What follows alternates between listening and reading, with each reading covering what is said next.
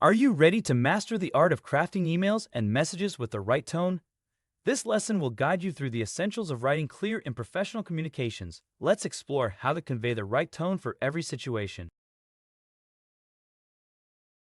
The tone of your email or message sets the mood and intent behind your words. It influences how your message is received and can either build trust or cause misunderstandings. Choosing the right tone is essential for effective communication.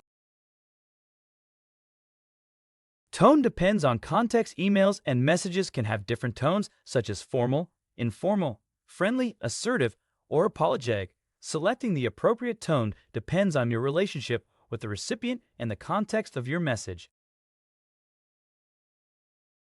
Before you start writing, consider who your recipient is, your relationship with them, and the purpose of your message. This helps you choose the right words and tone. Ask yourself key questions. Is this a professional or casual context? Should you be direct or diplomatic? Do you need to express empathy or urgency? Your answers will guide your tone. A formal tone is best for clients, managers, or people you don't know well.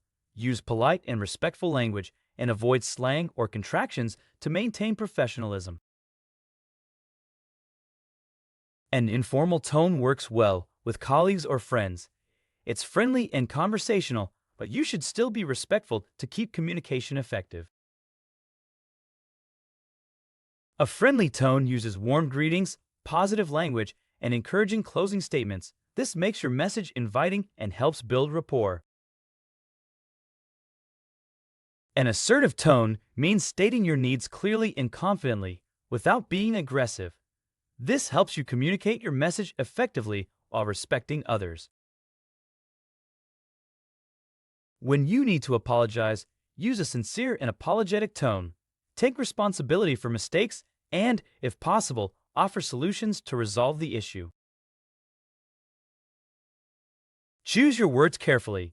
Avoid ambiguous language, use polite phrases, and be specific and concise to ensure your message is understood.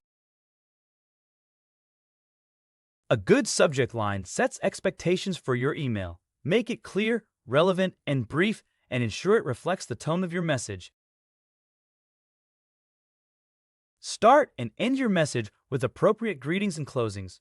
Match the tone to your message to create a positive impression. Emojis and exclamation marks can add warmth or clarity, but use them sparingly in professional settings. Overuse can make your message seem unprofessional.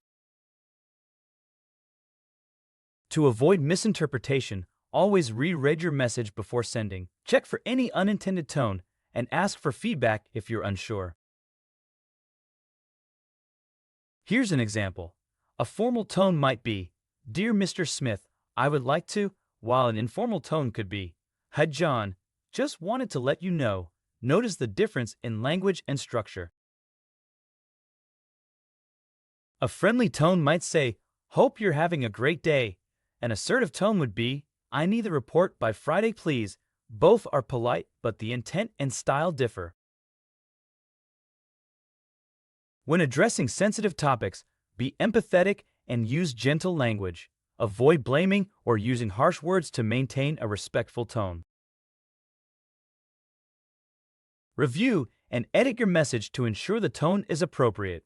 Reading aloud can help you spot issues, and you can adjust your wording for clarity and politeness.